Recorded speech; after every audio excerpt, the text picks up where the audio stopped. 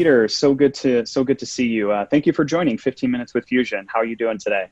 I'm doing marvelous, Jonathan. Thanks so much for the opportunity to do this, and really enjoy interacting with you all the time. Yeah, absolutely. So today I kind of want to talk a little bit about program governance and visibility with you. You and I have talked about how in the face of the pandemic, risk and resilience programs have finally kind of gotten to that, that mahogany table of their corporate boards. Yeah. So I guess, in your opinion, why do you think our listeners and practitioners are getting that visibility from their boards? It's a state of what's going on today. Even if we separate what the world has been struggling with for the last several months, aside from that, over the last year or two, maybe even three, there's been an uptick of activities at the board level. I love your phrase there, the mahogany table, right? And there have been a number of surveys that have been done where people are going out, and Fusion has participated in some of these surveys as well, where we've interacted directly with the C-suite, the C-level executives, and asked them some questions. And what we found, not just with the surveys, but just our general interactions with the C-suites of our own clients, is a couple of things.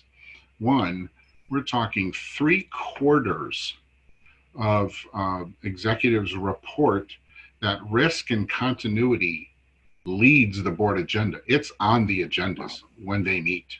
75% of those agendas have the topic of risk and continuity on them. So they're definitely talking about it. As they talk about it, there's a realization that almost as many, a little less, like 69% of executives are actually concerned about disruptions and their ability to be able to successfully respond. And when they think about that, they don't rate themselves that good. Positive, yes, because it's more than 50. It's like 60% of them rate their operational resilience as below average.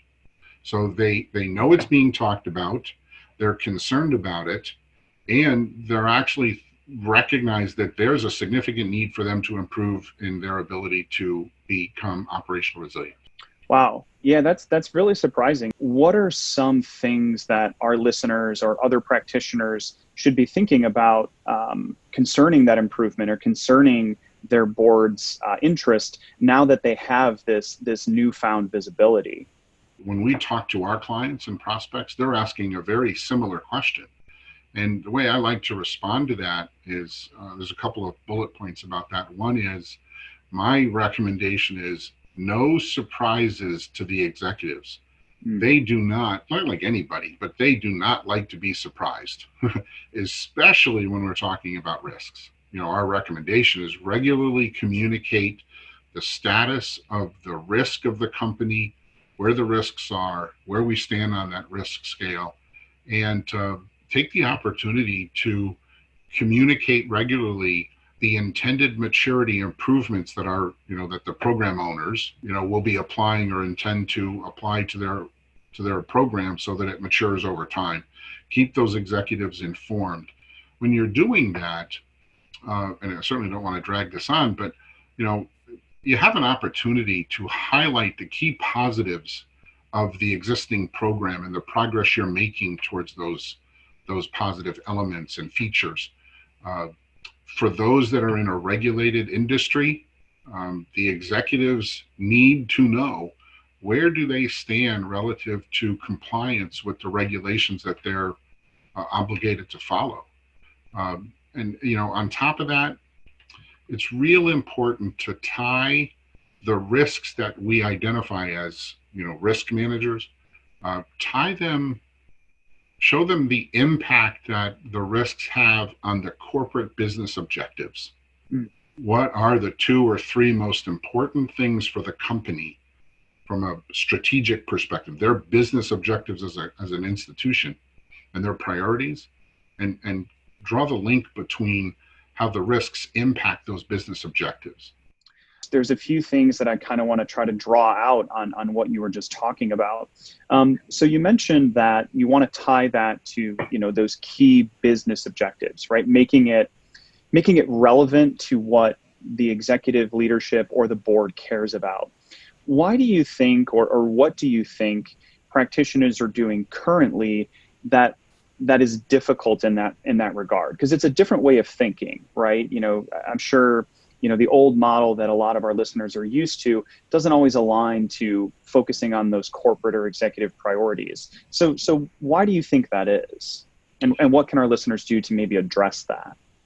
There's a number of things, obstacles that our listeners, the risk manager people, roles that they're playing, have to deal with. I'd categorize them in two things. You can always chunk and slice and dice and mix and blend and stir things to certain things, but I would summarize them this two ways. The concept of organizations' decentralized risk management, right? And another is they have a challenge of dealing with old data, current, data that's not real current. And one of the reasons that we've experienced of why the data is old is the processes and the systems that they use to manage that data. When you're dealing with different silos of the organization operating their own way, you've got inconsistent approaches and methodologies and measurements and how they view risks and risk-related data. So that inconsistency is very difficult. It also proves that you actually miss representing certain issues. And if the issues are not identified, they certainly can't be assessed and then addressed. Okay? With siloed governance, sometimes that means manual, because individually they may not be able to justify the need for some technology if they're only looking at it for their own little domain. So I think that's an obstacle as well. And when you're dealing with each domain doing things on their own, history shows that you end up duplicating some of the monitoring and reporting. And because you're dealing with disparate systems, you actually lose a significant benefit of lack of view of interdependencies. You can't tie everything together.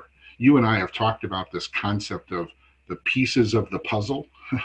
Mm-hmm. And if different domains in your organization, business lines of business, whatever the appropriate term is, if they're dealing with their own little part of the puzzle at their own table, how can you put it all together and see one picture? So I really like what you said there about putting the pieces of the puzzle together. As you and I have talked about in the past, over the last few years, right? Seeing those interdependencies really helps to facilitate decision making. Are there any other thoughts that you have about ways that we can help, or our customers or our prospects can help facilitate better decision making? There actually are some very specific, tangible ways, and we've recognized that some of our clients are benefiting from these. Some of them I've kind of touched on a little bit here, but commonality in language and methodology and approach and systems will really, really help. If you're not talking the same language, if you don't have a common language, mm-hmm. How can you understand someone speaking a different language, right? If the methodologies and the approaches are different, if they're inconsistent, then that causes everyone, aside from having data that doesn't align, it also causes people to not be very efficient in how they gather the data and how it gets reported. Another one that really is of huge benefit, more than people realize, is this concept of cross-functional collaboration. It's the way to address the decentralized management of risk. But when you get different business units, business lines, divisions, whatever the appropriate terminology is in each organization, when they start talking to each other about these and they start working on common risks and process and methodologies, I think there's a number of tangible ways that folks can break down some of those challenges as well. Yeah, those silos, right? Silos seem to be a big challenge for a lot of programs that are not speaking that same language or having that collaboration. I think I've heard you say silos are for farming, which I Silos think are for is a farming, not risk management. great Right? way. Yeah. Exactly. I love that. I love that. So those are some of the things I guess that you're seeing successful clients do. I mean, in your eyes, what are some of the obstacles to actually achieving those things? The centralized management is a huge benefit. Recognizing that where is the executive jurisdiction lie, Hmm. right?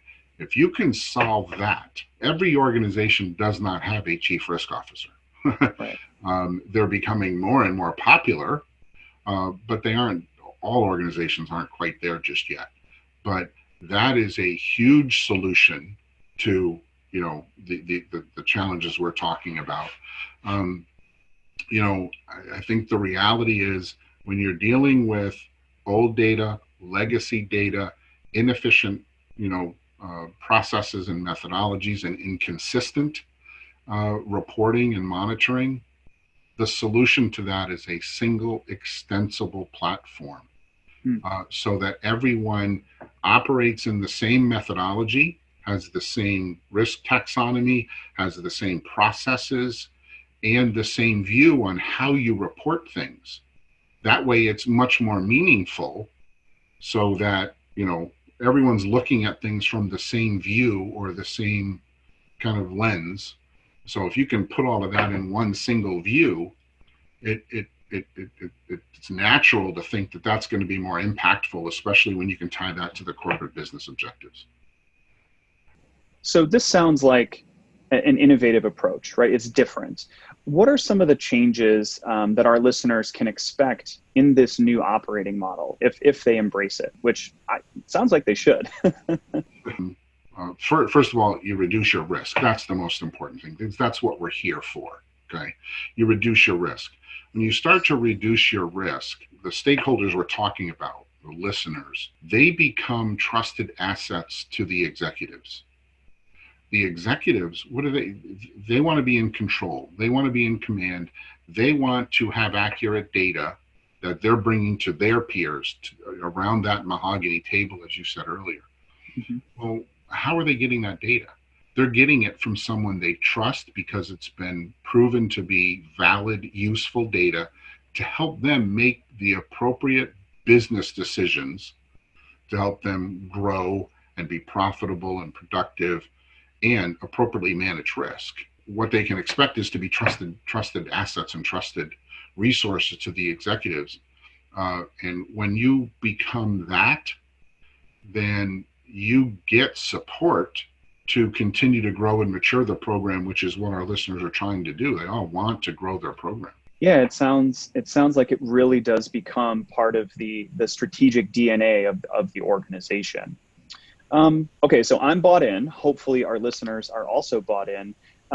What are kind of the next steps that you can share to actually executing on this change or potentially justifying an investment or an additional investment into resilience?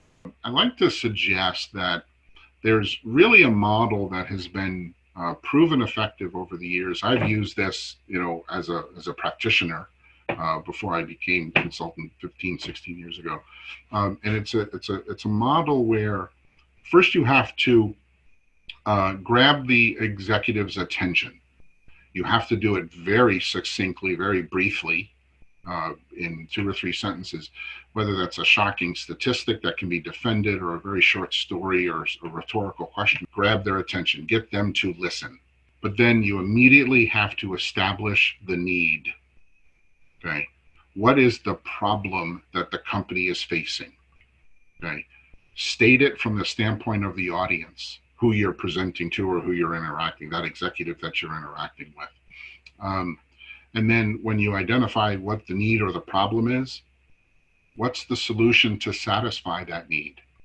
Be specific about it, state the solution, and elaborate to the point where you can ensure that they understand the solution. You can't just state the solution. They got to grasp it and understand it. One other way that helps them grasp that is to visualize the future. Describe the results. When we collectively implement this solution to the problem we've just identified, depict the situation when the request is approved. Emphasize the positive aspects, okay? And say, here's what it's going to be like when we implement this. Sometimes alternatively, you can describe the negative impacts if we don't do this. So here's the good things that can happen to us when we implement this, and here's the downside if we don't. So when you justify the investment from that perspective, and then simply end with a brief call to action. Be specific, be actionable, ask them to do something. Limit that to 1 or 2 things, maybe 3 at the most, if a sequence is required. And my experience has shown one final thing about that is give them some options. Give them the opportunity to choose A or B, so that that gives them a sense of ownership over the action. Peter, I got to say, I feel like that's terrific advice for us to end our conversation on today. Hopefully this conversation can be helpful in giving our listeners much more confidence as they put their hands on that mahogany table and start to have more meaningful conversations about how they can contribute to the strategic growth and resilience of their organizations. Thank you very much for your time today, Peter. Always great to see you. And hope you and the family are staying safe. We'll talk to you next time.